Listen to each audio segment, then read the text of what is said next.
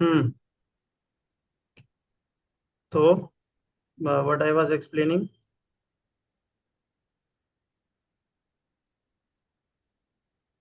हमने project parameter बना दिए। अब सारे कॉलम्स को सेलेक्ट करके उसको हमारी कैटेगरी में हमने मेंबर टाइप में कॉलम्स बताना है। ठीक है, इसी तरीके से बीम सेलेक्ट करके बीम बताना है। इसका मतलब क्या हुआ, मैंने कॉलम सेलेक्ट किए सारे, select all instances in the entire project, right, and then just columns not all structure frame and types columns in their member type. Properties palette box ये है हमारा लेफ्ट हैंड साइड में। ठीक है, और यहाँ पर मेरे पास ऑप्शन है। क्या ऑप्शन है,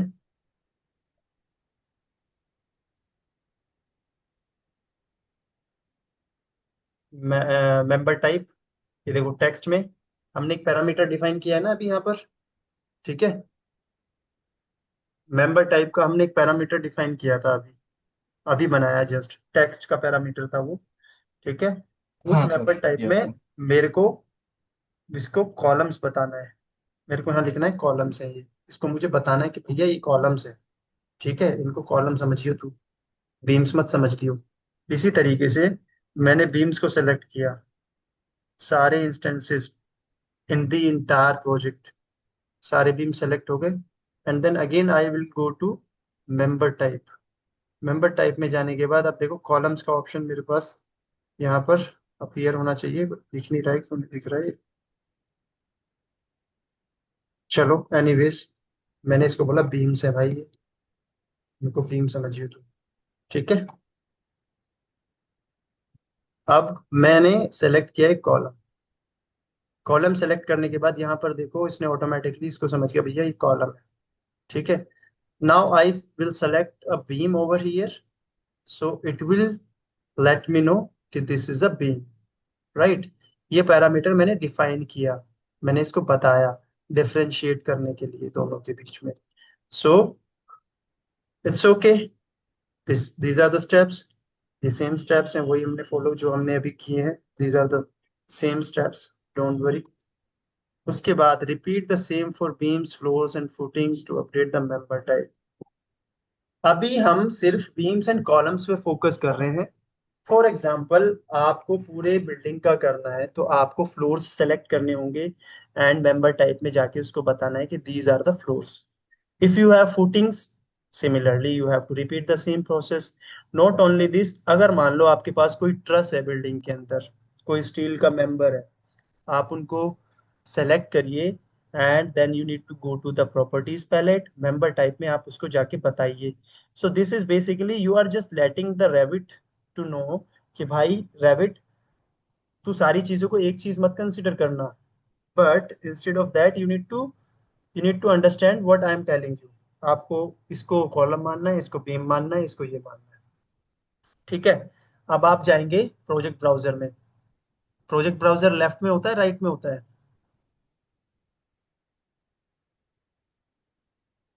यस, प्रोजेक्ट ब्राउजर ये होता है या इधर होता है? जल्दी। राइट में। राइट में, this is the project browser. देखिए यहाँ पर, ठीक है, प्रोजेक्ट ब्राउजर में जाएंगे तो शेड्यूल वगैरह शीट्स वगैरह आप यहीं से बनाते हैं। मैं शेड्यूल में गया और पहले मैं देखता हूँ कि क्या कह रहा है वो। शेड्यूल में जाके न्यू मटेरियल टेक ऑफ करना है, मल्टी कैटेगरी करना है, प्रॉपर्टीज विंडो में सेलेक्ट द फील्ड्स, ये वाले फील्ड्स अब मुझे सेलेक्ट करने हैं। ठीक है, category, type mark, type, count, material volume, density, member type. ठीक है, कोई दिक्कत नहीं है, सेम प्रोसेस है जो अभी हमने किया था। Schedules, right click, new material take off, ऊपर से तीसरा ऑप्शन। ठीक है, multi category, multi category, not an issue. ठीक है, ओके कर दूं। ठीक है जी, अब मुझे क्या क्या सेलेक्ट करना है फिर से एक बार देख लेते हैं। Category, type mark, type count, material volume, density, material, member type. ठीक है, तो कैटेगरी, काउंट, टाइप, मार्क भी चाहिए, टाइप भी चाहिए। ठीक है, और मुझे मटेरियल वॉल्यूम भी चाहिए, material, what else I want, material volume, material density,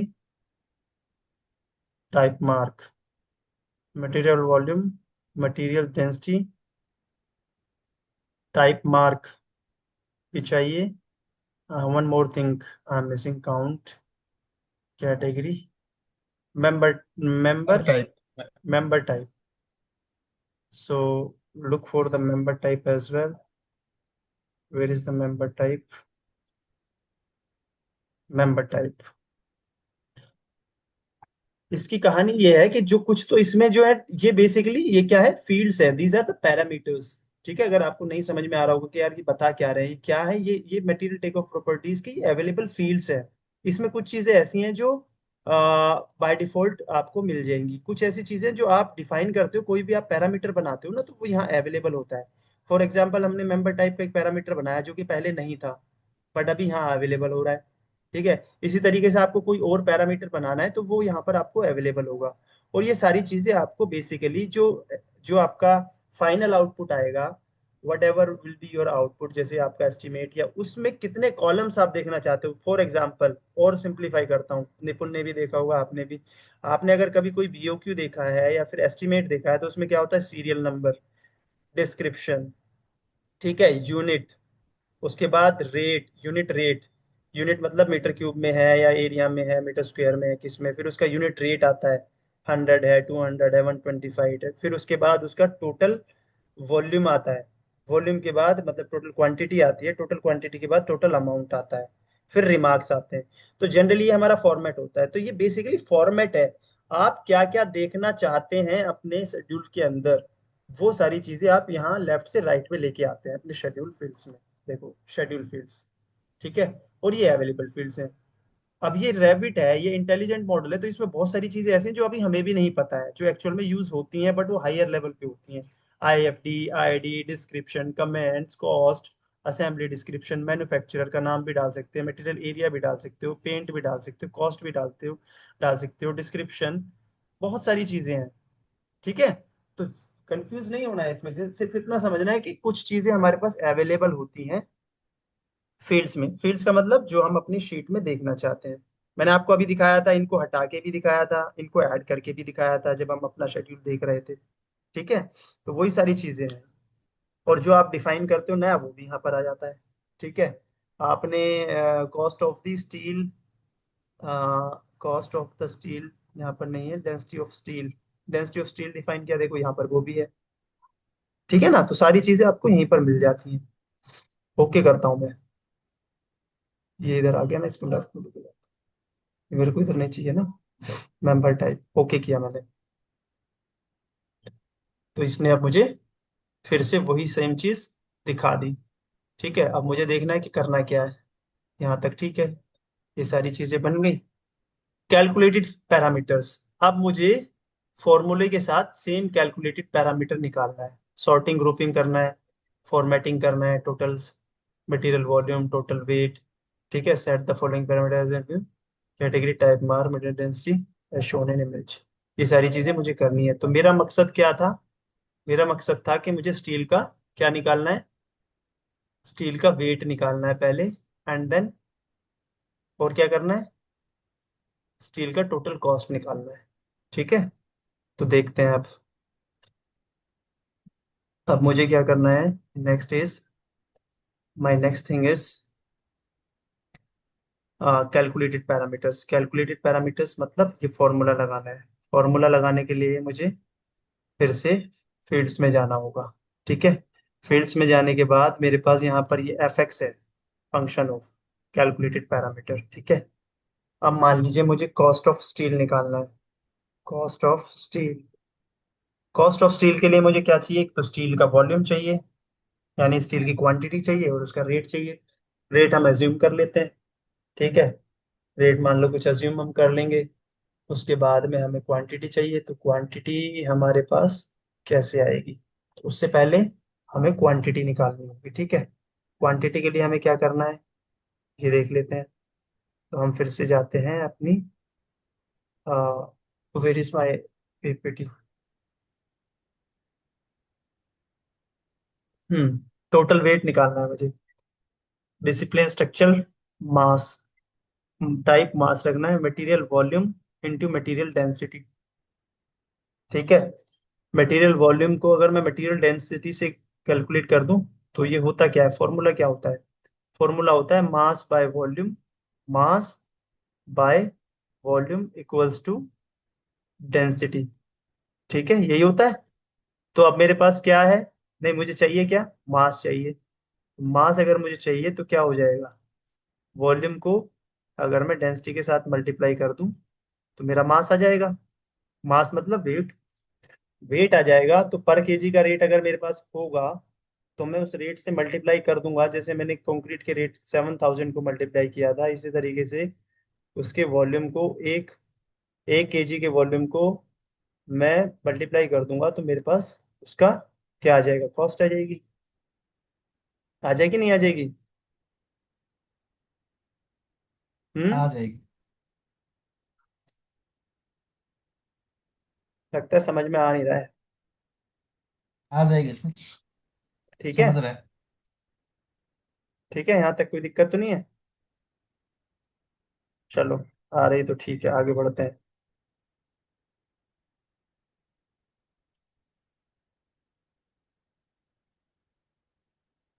ये फॉर्मूला क्लियर है ना यहाँ पर? हाँ सर। ठीक है, तो पहले मुझे मास चाहिए।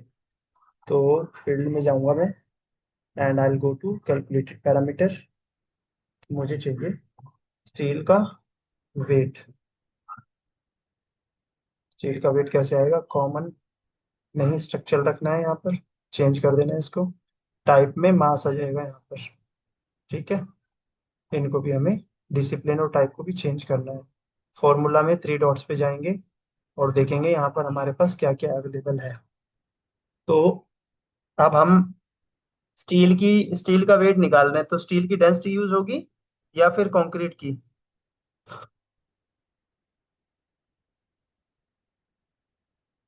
स्टील की होगी ना। स्टील की होगी ना। ठीक है, तो स्टील की डेंसिटी तो हमें यहाँ पे दिख नहीं रही है, तो स्टील की डेंसिटी लाने के लिए हमें वापस जाना पड़ेगा, फिर से मुझे इसको कैंसिल करना पड़ेगा। ठीक है, स्टील की डेंसिटी कहाँ पर है, डेंसिटी ऑफ स्टील यहाँ पर थी हमारी, डेंसिटी ऑफ स्टील। ठीक है, ओके कर दिया मैंने।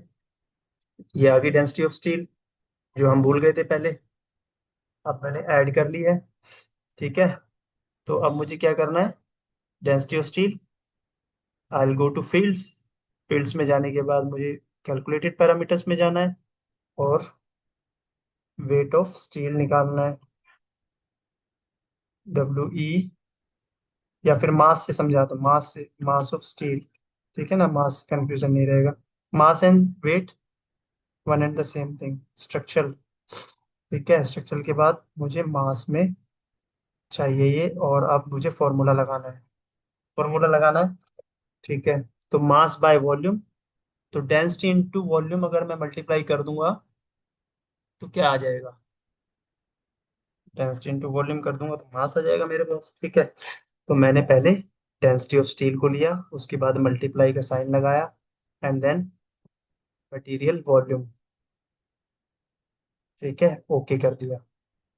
ठीक है, ओके कर दिया। तो मेरे पास ये केजी में यहाँ पर आ गया। ठीक है, 12,717 केजी। ठीक है, समझ में आ रही है बात? Yes sir. केजी पर मीटर क्यूब, और इतने मीटर क्यूब, अगर मेरा 1 मीटर क्यूब में इतना लग रहा है तो इतने मीटर क्यूब में इतना लगेगा केजी। ठीक है, एज सिंपल एज दैट, 12,717। ठीक है जी, अब क्या करना है, अब मुझे बताना है इसको कि भैया ये टोटल है, लेकिन 1 केजी का रेट ये है, तो आपका टोटल पैसा इतना लगेगा। ठीक है, तो फिर से मैं फॉर्मूला डिफाइन करूंगा। स्टील का रेट क्या होता है अगर किसी को पता है तो, मोटा मोटी, कॉस्ट ऑफ स्टील, बताएगा कोई, क्या रेट है, अंदाजा? 80-90 रुपए के आसपास हो। क्यों भाई?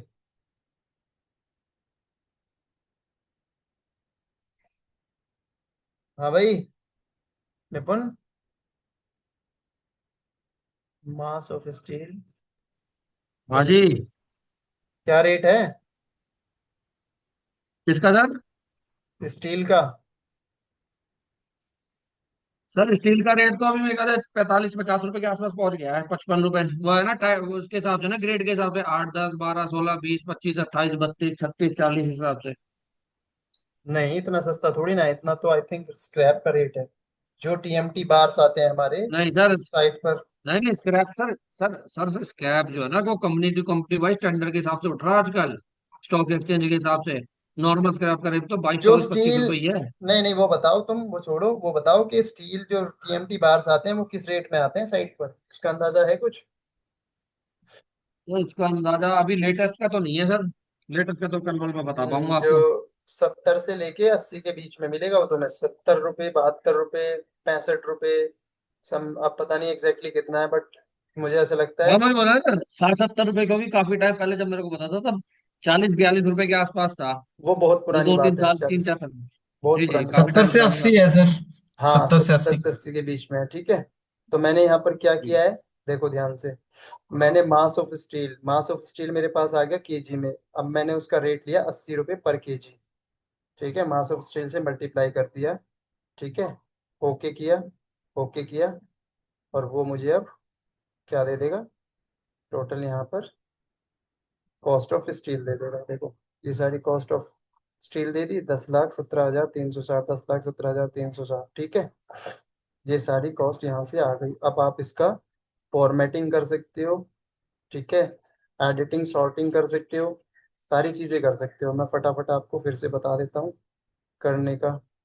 अपीयरेंस में कुछ नहीं करते हैं हम, फॉर्मेटिंग में कर लेते हैं। टोटल कैलकुलेट कर सर लेते हैं सबका, कॉस्ट ऑफ स्टील का टोटल। सर स्लैब का लिया नहीं क्या? स्लैब का कैलकुलेट आपका तो स्टील में काउंट नहीं हुआ? एक मिनट देख लेते हैं, अच्छा।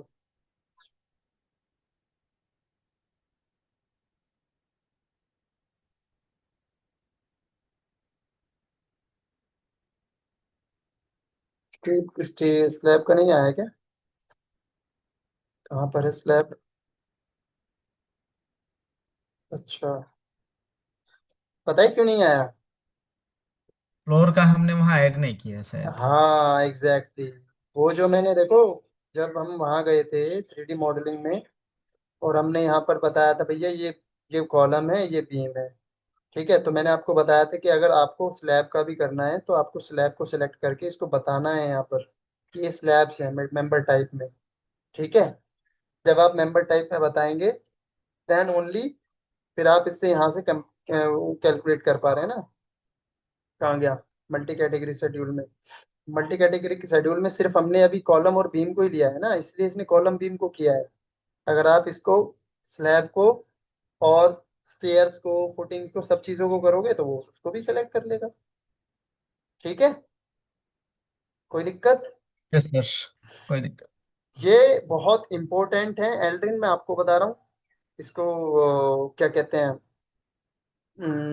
स्टॉप शेयर तो नहीं करना, स्टॉप शेयर।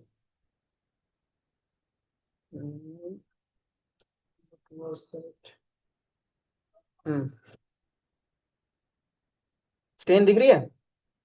नहीं दिख रही? दिख रही है सर। दिख रही है, हाँ। सो मैं ये कह रहा था कि लास्ट का जो लेक्चर है और उससे लास्ट के जो लेक्चर है, ठीक है, मतलब last Sunday you were not there, उससे पहले शायद तुम थे। तो ये दो लेक्चर और आज का मिला के ये तीन लेक्चर्स बहुत इंपॉर्टेंट है, बहुत ज्यादा। मैं I couldn't emphasise more on that. मतलब मैं तुमसे हम्बल रिक्वेस्ट करूंगा कि please go through these lectures और ये वाला आज का, ठीक है। ये जो मैंने अभी लास्ट में करवाया है इसमें एक गलती है, वो गलती आपको आइडेंटिफाई करनी है। और आइडेंटिफाई करने के बाद मुझे नेक्स्ट क्लास में आपको बताना है कि क्या गलती है। मैं आपको बता रहा हूँ अभी, जो लास्ट का करा है ना हमने स्टील में, इसमें एक मिस्टेक है। अभी नहीं बताना है आपको, इसको करना है, करने के बाद आपको मुझे बताना है नेक्स्ट क्लास में, ठीक है। अंडरस्टूड? मैं स्टॉप शेयर यस।